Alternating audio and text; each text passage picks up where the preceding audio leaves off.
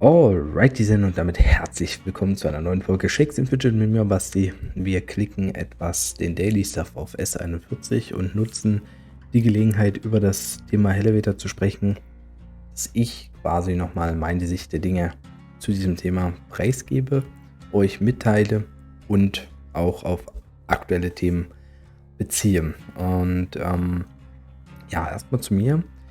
Ich war ja im Urlaub von Donnerstag bis Sonntag, habe aber ursprünglich geplant, auf S7, auf S23 und nach einem unbekannten Server den Elevator trotzdem selber zu spielen auf dem oder an dem Wochenende. Ich hatte abends schon die Gelegenheit, über Handy ein bisschen was zu machen.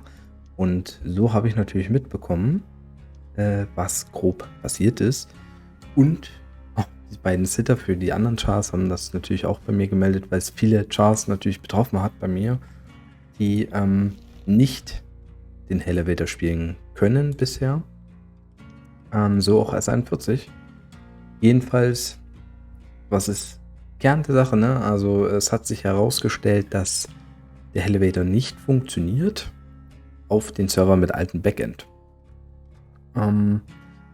Er hat zu einem ganz großen Problem geführt, dass im Prinzip Belohnungen ganz viele Pilze rausgegeben haben. Manche Leute hatten über mehrere Millionen Pilzen dann auf dem Konto, die das halt natürlich in dem Zeitpunkt des Starts des Elevators dann auch durchgespielt haben. Ne? Und wenn du halt mit einem guten Char sehr weit kommst im Elevator, hat das eben dazu geführt, dass es so viele Pilze gibt. Player Games hat dann gesagt, dass das so natürlich nicht gedacht ist. Hat deshalb den Elevator geschlossen. Ja, neben dem Schließen des Elevators wurde ein Server-Reset durchgeführt auf den betroffenen Servern. So wurde zum Stand Freitag, 27.05.4 Uhr die Daten aufgeführt. Und das Ganze hat aus mehreren Gründen natürlich zu sehr viel Kritik geführt. Ich will jetzt auch nicht alles hier irgendwie auflisten nochmal. Ich will auch nicht mich jetzt schützend vor Blaya stehen, weil ich vielleicht gesponserter Partner bin. Ich meine, das erste Thema ist halt, oder das war auch meine erste Reaktion, wieso passiert denn das? Wieso kann das passieren? Und ich denke, das geht vielen von euch so. Und die Frage muss man an Blaya richten an dieser Stelle, denn der Elevator hat ja berechtigterweise funktioniert beim letzten Mal. Es gab nur das Problem mit den Keycards. Soweit ich weiß, klar ist auch, dass der Elevator oder dass die Situation rund um den Elevator ja jetzt entstanden ist aufgrund der Belohnungen und altes neues Backend. Das heißt, das ist eine Situation, die gab es letztes Mal nicht. Es gab auch nicht diese Art Features letztes Mal. Das wäre jetzt als plausibleste Entschuldigung zu sehen. Nichtsdestotrotz gehe ich auch von meinem Verstand aus, wenn eine Funktion implementiert wird in den Elevator, die ja auch funktioniert im neuen Backend, wunderbar, muss man auch mal dazu sagen. Das funktioniert super. Soweit ich weiß, ist auf dem neuen Backend nur das Thema Performance allgemein, was ja schon sag ich mal, in der Diskussion ist, dass es jetzt nicht optimal ist. Ich weiß nicht, wie es zum Serverstart auf dem neuen Server gewesen ist mit der Performance. Ich habe einen Server, den ich ja erwähnt habe, ursprünglich wo ich den Elevator selber auch spielen wollte. Den kennt ihr jetzt noch nicht, da konnte ich den spielen. Da habe ich jetzt auch am Rechner das Gefühl gehabt, naja, also richtig schnell ändern sollte man jetzt nicht, ne? Aber es ist auch nicht, dass mich das mega stört, erstmal an dieser Stelle. Jedenfalls funktioniert dort der Elevator in sich sehr gut. Mir fällt dann gerade eben eine Meldung ein mit diesen neuen Belohnungen, dass die immer zweimal kommt. Und beim zweiten Mal, wenn man draufklickt, Nothing to Claim da steht. Ist jetzt auch nicht super geil, aber stört mich jetzt auch nicht so. Ne? Jedenfalls stellt man sich berechtigt die Frage als Spieler, diese Funktion würde ja wahrscheinlich getestet auf dem neuen Backend. Aber warum nicht auf dem alten, wenn man doch dann weiß, dass, sage ich mal, jetzt gesponnen die Hälfte der Server, vielleicht sogar mehr, ich weiß jetzt nicht, aber auf jeden Fall einige Server noch auf dem alten Backend sind. Oder, wenn ja, wenn getestet wurde, wie dieser Test vonstatten gegangen ist. Denn hier ist ja auch ein Fehler entstanden oder passiert, der jetzt nicht ewig gedauert hat. Also man musste jetzt nicht ewig den Elevator spielen, um festzustellen, man kriegt hier 5000 Pilze on top. Also die Frage muss man berechtigterweise an Bleier stellen. Die stelle ich auch. Hier ist vielleicht die Hoffnung auf meiner Seite, dass anhand der Producer Notes, die ja eingeführt wurden, dass da vielleicht mal Stellung dazu genommen wird. Dann ist aber das ja eigentlich auch gar nicht so das Hauptproblem. Der Grund, warum viele Spieler natürlich sehr erzürnt sind über die Situation, ist ja nicht im Prinzip, dass der Elevator jetzt gar nicht funktioniert hat. Ja. Oder der Elevator jetzt auf einigen Servern nicht funktioniert. Ja klar, das ist auf jeden Fall die Hauptursache, aber im Detail ist halt die Problemlösung oder sind viele Spieler mit der Problemlösung nicht einverstanden. Und hier will ich jetzt erstmal auf Seiten oder für Bleier sprechen. Egal, ob dieses Problem jetzt berechtigterweise natürlich von euch kritisiert wird. Die Situation bei Bleier ist im Prinzip immer die gleiche. Also wenn Probleme auftreten, vor allen Dingen übers Wochenende, dauert es tatsächlich bis zur nächsten Woche, bis ein Finale oder eine ausreichende Lösung oder Erklärung in der Regel da ist. Das ändert jetzt nichts daran, dass natürlich in diesem Thema der Notstand da war, dass ihr natürlich viele Support-Tickets geschrieben habt und auf der einen Seite geht es ja um den, diese Entschädigung von 50 Pilzen, die noch nicht auf allen Servern da ist. Auf der anderen Seite geht es natürlich allgemein um die Probleme oder die Forderungen, die ihr dadurch habt. Ihr müsst leider dort einfach wirklich Geduld haben, blöd wie es klingt. Ihr habt jetzt kein großes Verschulden an dieser Sache, aber ihr müsst Geduld haben. Es ändert nichts daran, die voll zu spammen oder sich im Discord permanent aufzuregen. Der dort für Bleier Games spricht, ja, der hat ja auch nicht Schuld an der Sache. Ich finde es immer ein bisschen schade, wenn man dann das Ganze übertreibt, so. Also wenn man dann nur so Discord durchfliegt, die Grundstimmung ist ja immer so ein bisschen schwierig, da viele Leute in der Community, gerade auch in der deutschen Community, sehr, auf der einen Seite immer erwartungsvoll sind, auf der anderen Seite auch schon gebrandmarkt sind und man lässt das gerne gegenüber den Mitarbeitern von Bleier etwas aus. Das finde ich ein bisschen schade, muss man mal so sagen. Was aber jetzt keine Rechtfertigung oder ist für die Grundsituation. Also ich kann euch da voll und ganz verstehen. Ich werde auch gleich nochmal zu eurer Seite sprechen, also warum ich euch so gut verstehen kann. Ja. Kommt gleich noch. Nichtsdestotrotz wird diese Problemlösung nicht schneller dadurch irgendwie erreicht, da ein Großteil der Leute Wochenende dort halt nicht erreichbar ist. Man muss ja sagen, ich weiß jetzt nicht, wie viele Stunden es gedauert hat, bis diese Reset durchgeführt wurde, beziehungsweise das Schließen des Elevators. Ich glaube, das war alles am Freitag noch passiert.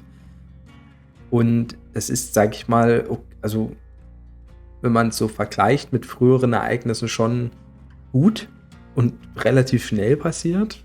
Ihr könnt mich gerne berichtigen, wenn ich da falsch liege, aber von dem, was ich mitbekommen habe. Und jetzt müssen wir alle drauf warten, was passiert. Also, und es wird was passieren, aber man kann jetzt auch nicht 5000 Tickets schreiben und fragen, wann geht's hier weiter oder sowas. Ne? Also das bringt halt auch nichts. Deshalb Stand jetzt, ich habe auch keine Informationen zu dem Ganzen. Vielleicht, wenn das Video online ist, gab es schon eine News dazu. Wir werden es sehen. Wie sieht es aus mit dem Elevator jetzt auf diesen ganzen alten Backend-Servern. Denn es bringt ja nur was, den Elevator auch wieder zu starten, wenn das Problem gefixt wurde. Ja, und ich weiß nicht, wie tiefgreifend das jetzt geht. Ja. Demnach müssen wir alle drauf warten. Dass der Reset durchgeführt wurde, war richtig und notwendig. Man hätte nicht die Millionen an Pilzen von einigen Spielern dort halten können. Das hätte man ja dann gar nicht mehr argumentieren können. Die Probleme des Resets spreche ich gleich nochmal an.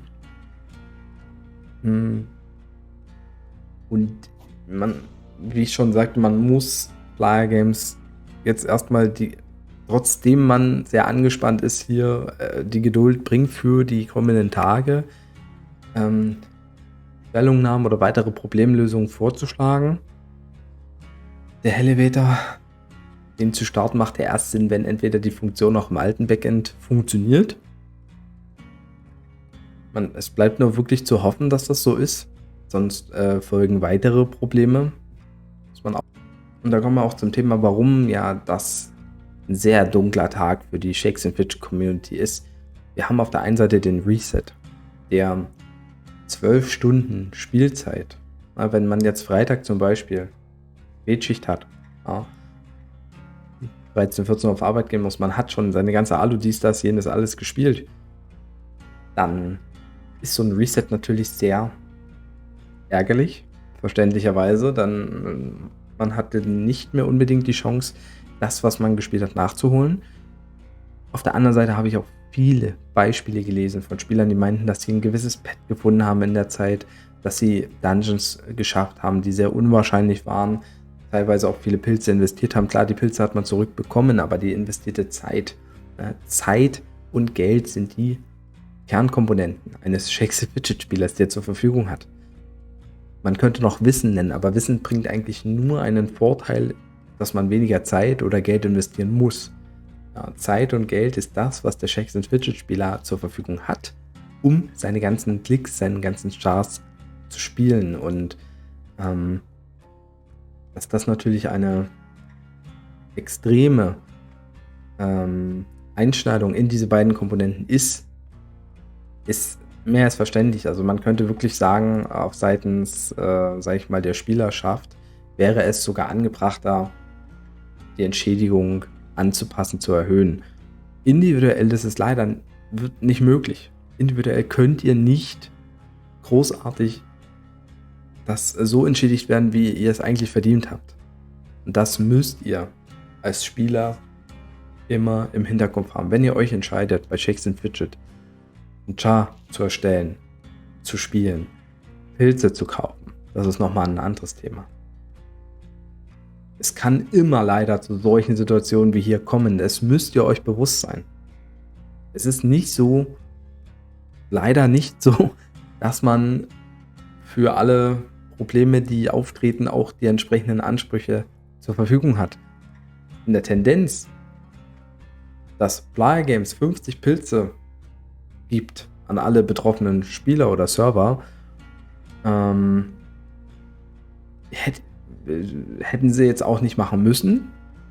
Sie sind nicht anlässlich der AGBs verpflichtet, das zu machen. Ihr habt auch kein Recht auf Rückerstattung. Das einzige Recht auf Rückerstattung hättet, wenn die Dienstleistung nicht erfolgt ist. Die Dienstleistung nicht erfolgt bedeutet eigentlich bei Shakes and Fidget, ihr könnt nichts machen. Ihr könnt den Server nicht spielen, er ist nicht erreichbar. Für eine gewisse Zeit. Also ich bin jetzt nicht firm mit den AGBs, komplett so aus dem Kopf, aber ihr habt kein Recht auf Rückerstattung aufgrund dessen, das ist leider das Traurige, zum Beispiel auf Server 8 Amerika ist der Reset ja zum 24.05. passiert. Das heißt, da ist es nicht nur ein Spieltag resettet worden, sondern 4 Spieltage. Und die Zeit, die da drin steckt auf die Chars, ist das eine. Das andere ist natürlich auch, was man verloren hat an XP, an Gold dadurch, an Stärke im Char.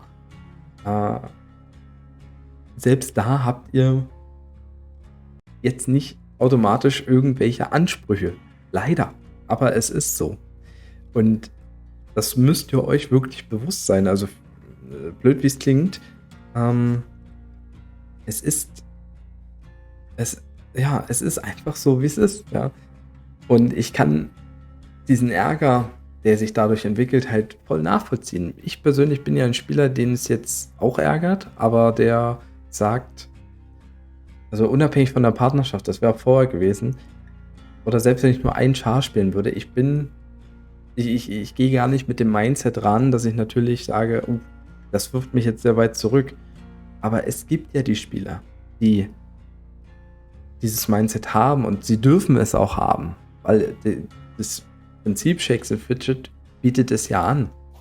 Aber in den letzten 2 Jahren, also mit dem Kalenderbug damals zum Beispiel, das ist auch so ein Thema, wenn dann Spieler 3 Level verloren haben und sagen, ich habe keine Chance mehr, mein Ziel eigentlich durchzuführen, dann ist das eine Meinung, die man tolerieren muss. Und da kommen wir jetzt zum anderen Thema. Das eine ist die Geduld oder Toleranz, die man trotzdem gegenüber Player haben sollte. Das andere ist gegenüber Spielern. Und da gibt es eben Spieler, die sagen, aufgrund dessen, ich höre auf mit Shakes and Fidget. Und da komme ich jetzt mal zu Tiffet. Ich finde es mega, mega schade, dass er sich so entschieden hat. Ich finde es extrem schade.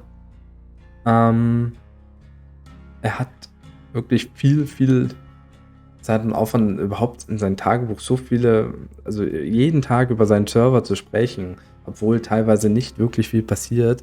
Das ist extrem schwierig und hat den höchsten Respekt von mir sowieso verdient gehabt. Ich habe auch oft versucht, aktiv daran teilzunehmen.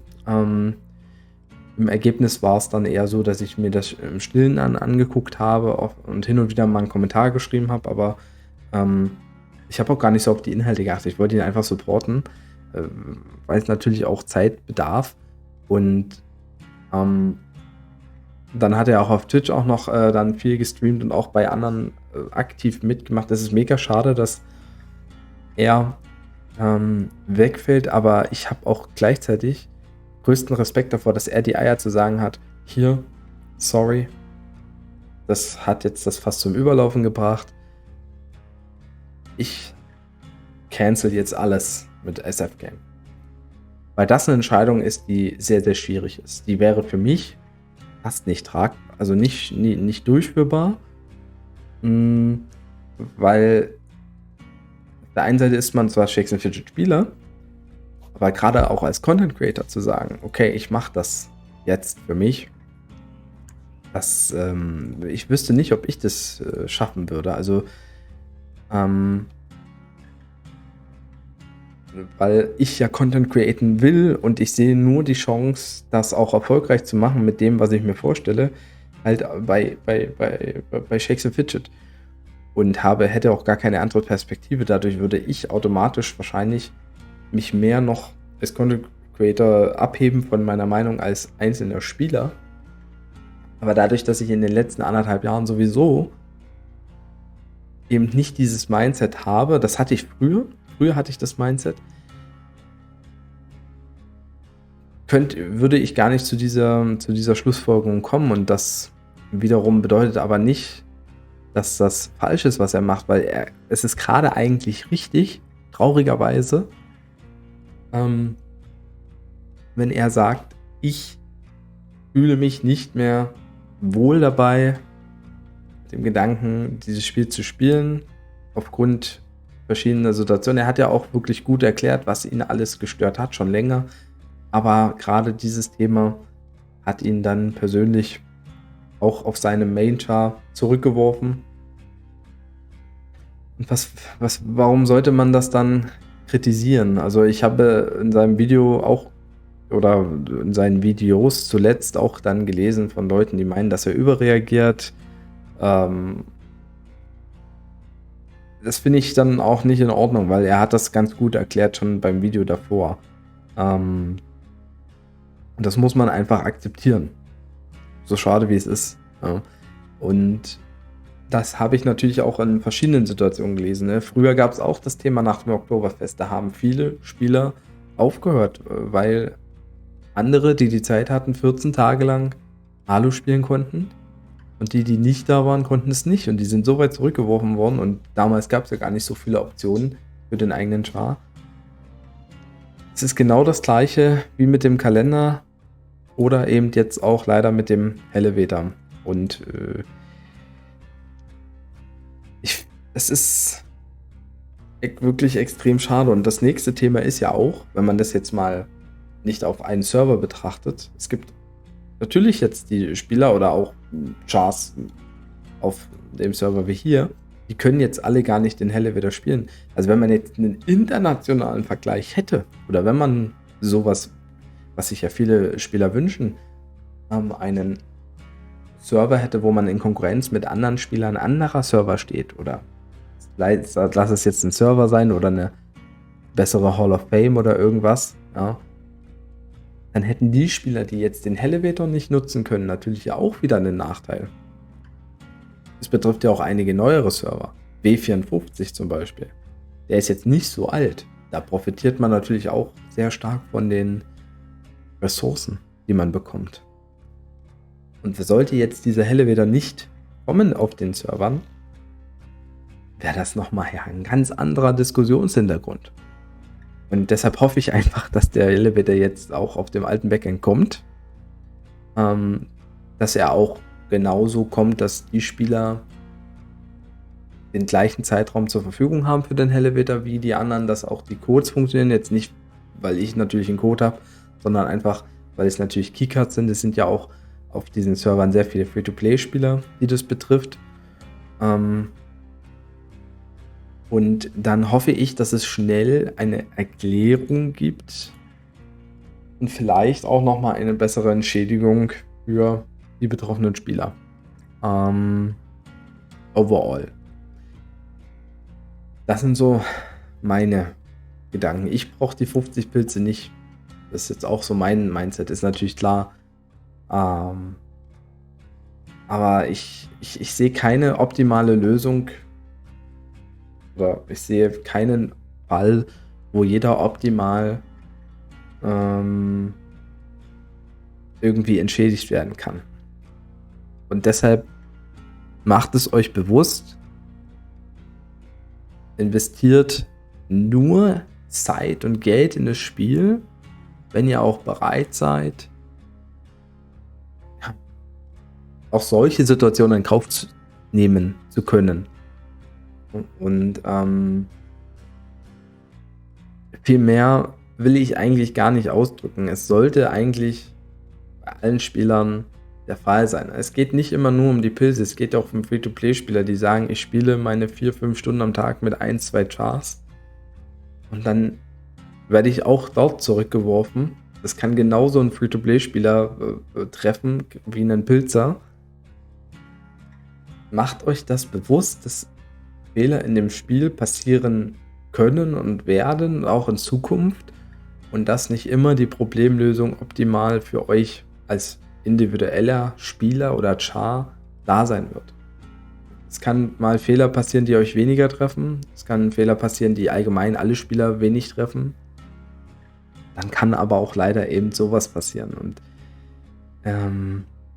diese Entwicklung, die Shakes & Fidget nimmt, die eigentlich sehr positiv ist in den letzten Jahren, führt dann eben gerade dazu, dass in solchen Situationen der Schaden sehr hoch ist. Und ja, es ist wirklich, wirklich schade. Also es wird ein Thema sein, im Detail kann es Spieler geben, die jetzt sagen, die aufhören, dass sie vielleicht wiederkommen später. Das wird ein Thema sein, wo wir wahrscheinlich auch in ein paar Jahren darüber sagen, oh, naja, damals, das war schon ziemlich herb. So wie das Oktoberfest, was eben, weiß ich gar nicht wann das war, 2012 oder so, 2011 oder so passiert war. Es wird immer Teil der Geschichte bleiben. Aber ja, jeder Einzelne hat die Chance, sich selbst so in das Spiel zu bringen, dass man sagt, okay, ist jetzt scheiße, ist kacke, aber oder man verliert halt 2 Tage, dann geht's halt weiter. Man muss natürlich auch wieder sehen, das Spiel nach diesem Kalenderbug, die weitergespielt haben, die haben vielleicht nicht mehr das Problem, dass sie jetzt 2 Level hinterherhängen, weil andere Spieler aufgehört haben mittlerweile oder weil eben Spieler zwischendurch auch mal nicht spielen konnten oder dann zum Beispiel wie ich, also nicht auf dem Server, aber auf Server 7 zum Beispiel habe ich jetzt wieder den Daily Login vergessen gehabt gestern. Ich sag mal, das Spiel bietet ja viele Features, wenn man wirklich danach so weiterspielt, dass man auch solche Fehler irgendwann wieder gut machen kann. Ja, vorausgesetzt, dass diejenigen, die von dem Fehler nicht betroffen waren, trotzdem mal zwischendurch irgendwie verhindert sind. Also das kann halt auch immer passieren. Also die das competitive so angehen wollen, macht euch das bewusst. Und die es nicht machen, die haben jetzt auch nicht so das große Problem mit dem Thema. Aber ich denke mal, die Situation jetzt hat irgendwie jeden die Augen geöffnet. Und ich will hier nochmal sagen, ich nehme hier Bla ja nicht in Schutz. Aber irgendwie muss man ja mit der Situation klarkommen. Und ich möchte, dass so viele Spieler wie möglich weiterhin spielen, dieses Spiel. Weil es das auch nach wie vor verdient hat. Und ja, wir werden sehen, was passiert. Also auf meinem Major muss ich es ja auch noch sehen. Ne? Also mein Major ist derzeit auch betroffen, jetzt nicht das von einem krassen Reset. Also mein Zitter hat das irgendwie noch geregelt bekommen. Aber selbst wenn das nicht passiert wäre, im Detail sind es Skillpunkte natürlich durch Gold-Event, was verloren geht, aber es ist halt so. Ja, es ist halt so. Das ist mein Mindset. Naja, okay, man kann jetzt nochmal ewig drum rumlamentieren. Ich hoffe, ich habe das Wichtigste gesagt bekommen. Gerne schreibt eure Meinung natürlich in die Kommentare. Wir können darüber offen uns austauschen. Und dann würde ich erstmal sagen, haut rein, macht Tschüss und Servus, euer Basti.